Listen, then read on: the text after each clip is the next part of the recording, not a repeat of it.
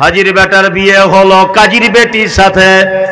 হাজির বেটার বিয়ে হলো কাজীর বেটির সাথে। কাজীর বেটি বলছে আমি যাব সিনেমাতে। হাজির বেটা বলে ওগো বাপজে আমার হাজি, ওগো বিবি তোমার কথায় কেমনে হব রাজি। কাজীর বেটি দুঃখ মনে কথা নাকি বলে। হাজির বেটা পড়লো ফেরে বোঝাই কোন ছলে। সিনেমা দেখা মেয়ে মানুষ ঘরে রাখা দায়, অবশেষে রাজি হতে হলো নিরুপায়।